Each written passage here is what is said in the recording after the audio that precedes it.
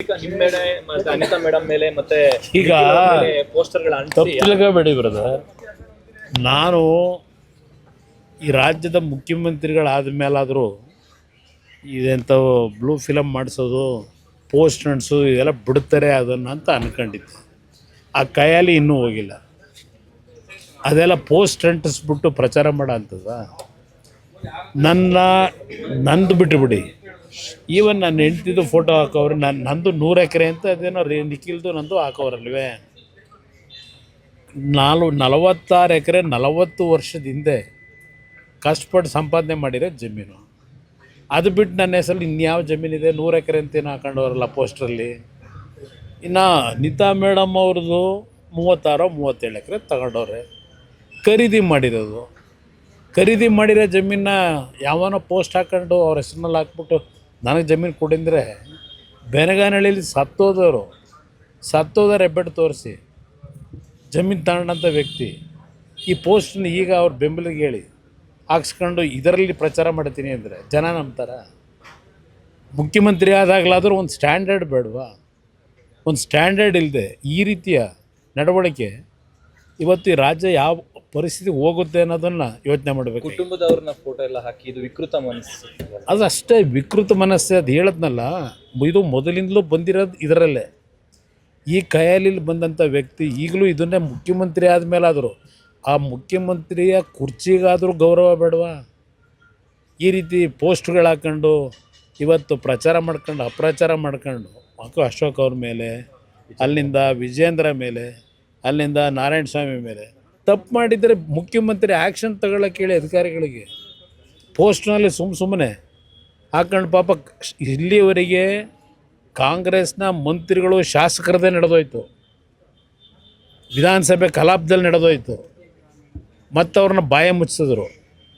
ಸದ್ಯ ಹೇಳ್ತೀವಿ ಅಂತೇಳಿ ಬಾಯ ತೆಗಿಲಿಲ್ಲ ಅವರು. ಆ ರೀತಿ ಈ ರಾಜ್ಯದಲ್ಲಿ ಏನು ನಡೀತಾ ಇದೆ, ಬಹುಶಃ ಇನ್ನು ಮುಂದಕ್ಕಾದ್ರೂ ನಿಲ್ತದೇನೋ ಅಂದ್ಕೊಂಡಿದ್ದು. ಇದರಿಂದ ಹೆದರ್ತೀರಾ ಸರ್ ಕುಮಾರಸ್ವಾಮಿ ಫ್ಯಾಮಿಲಿ ಅವ್ರ ಫೋಟೋ? ನಾನು ಯಾವುದೇ ಕಾರಣಕ್ಕೂ ನಂದು ತೆರೆದ ಪುಸ್ತಕ. ಎಲ್ಲ ವಿಷಯಗಳು ನನ್ನ ಕಾರ್ಯಕರ್ತರಿಗೂ ಗೊತ್ತು, ಜನತೆಗೂ ಗೊತ್ತಿದೆ.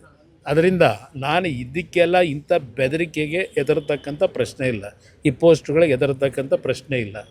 ಜನಗಳ ಮುಂದೆ ನಮ್ಮ ಪಕ್ಷದ ಹೋರಾಟ ಏನಿದೆ ಜನಗಳಿಗೋಸ್ಕರ, ರೈತರಿಗೋಸ್ಕರವಾಗಿ ನನ್ನ ಹೆಸರನ್ನ ಹೇಳ್ತಾರೆ ಪದೇ ಪದೇ. ಹೌದಪ್ಪ, ನನ್ನ ಕಾಲದಲ್ಲಿ ಇದು ಮಾಡಬೇಕು ಅಂತ ಹೊರಟಿದ್ದು ನಿಜ. ನಾನು ಮಾಡಲೇಬೇಕು ಅಂತಿದ್ದರೆ 2ನೇ ಬಾರಿ ಮುಖ್ಯಮಂತ್ರಿ ಆದಾಗ ತಕ್ಷಣ ನಾನು ಕ್ರಮ ತಗೋತಿದ್ದೆ. ಆ ರೀತಿ ಇದ್ದಿದ್ರೆ ಯಾತಕ್ಕೆ ನಾನು 2ನೇ ಬಾರಿ ಇದ್ನಲ್ಲ, ಯಾಕೆ ಮಾಡಲಿಲ್ಲ? ಮಾಡೋದಾಗಿದ್ರೆ ಆಗ ಮಾಡಿಬಿಡುವೆ. ನನ್ನ ಹೆಸರನ್ನ ಹೇಳ್ಕೊಂಡು ದುಡ್ಡು ಹೊಡೆಯೋ ಕೆಲಸಕ್ಕೆ, ಭೂಮಿ ಲಪಟಾಯಿಸೋ ಕೆಲಸಕ್ಕೆ ಇವತ್ತು ನನ್ನ ಹೆಸರನ್ನು ಉಪಯೋಗ ಮಾಡ್ಕೊಂಡು ಹೊರಟವ್ರೆ. ಏನಾದರೂ ಉದ್ದೇಶ, ಒಳ್ಳೆಯ ಉದ್ದೇಶ ಇದ್ದರೆ ಬೆಂಬಲ ಕೊಡೋದ? ಯಾವುದರಲ್ಲಿ ಇವ್ರಿಗೆ ಒಳ್ಳೆ ಉದ್ದೇಶ ಇದೆ? ಯಾವುದೇ ಒಂದು ಕೆಲಸ ಮಾಡಬೇಕು ಅಂದರೆ ದುಡ್ಡೇ ನೋಡ್ತಾರೆ. ಇಂಥ ವ್ಯಕ್ತಿ ಬಗ್ಗೆ ನಾನು ಎಷ್ಟು ಸಲ ಮಾತಾಡಲಿ ಸರ್? ಇನ್ನೊಂದು, ನಿನ್ನೆ CLPಯಲ್ಲಿ JDS ಅವರು ಆಪರೇಷನ್ ಮಾಡ್ತಿದ್ದಾರೆ ಕಾಂಗ್ರೆಸ್ ಶಾಸಕರು. ನಾವು ಏನು ಆಪರೇಷನ್ ಮಾಡೋದ? ನಮ್ಮದು ಒಂದು ಸಣ್ಣ ಪಕ್ಷ. ನಮ್ಮ ಪಕ್ಷದಲ್ಲಿ ಏನಿದೆ ಮಾಡೋಕ್ಕೆ? ನಮ್ಮ ಕೈಲಿ ತಾನೇ ಏನಾಗ್ತದೆ? ಸರ್ಕಾರ ಅವ್ರ ಕೈಲಿದೆ. ಮ್ಯಾನ್ ಪವರು, ಮಸಲ್ ಪವರು, ಹಣದ ಪವರು ಎಲ್ಲ ಇಟ್ಕೊಂಡವ್ರೆ. ಅವ್ರ ಮುಂದೆ ನಾವು ಫೈಟ್ ಮಾಡೋಕ್ಕಾಗುತ್ತಾ? ನಾವು ನಮ್ಮ ಪಕ್ಷದ ಮತಗಳು ಚಲಾಪಿಲಿ ಆಗಬಾರ್ದು, ನಮ್ಮ ಪಕ್ಷದ ಮತ ಒಟ್ಟಾಗಿರಬೇಕು ಅನ್ನೋದಕ್ಕೆ ಕ್ಯಾಂಡಿಡೇಟ್ ಹಾಕಿದ್ದೀವಿ.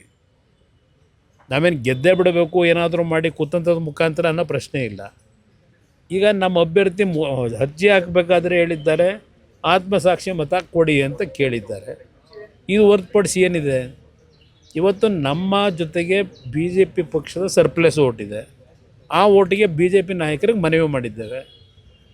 ನಾವು ನಮ್ಮ ಓಟನ್ನು ಭದ್ರವಾಗಿ ಇಟ್ಕೋಬೇಕು ಅನ್ನೋದಕ್ಕೋಸ್ಕರ ಮಾಡಿದ್ದೀವಿ ಅಷ್ಟೇ. ಅಲ್ಲಿನ ಆಂತರಿಕ ಭಿನ್ನಮತ ಏನಾದರೂ ನಿಮಗೆ ಪ್ಲಸ್ ಆಗ್ಬೋದು ಅನ್ನುವಂಥ ಲೆಕ್ಕಾಚಾರ ನೋಡೋಣ. ಅದು ಭಗವಂತ ಇಚ್ಛೆ.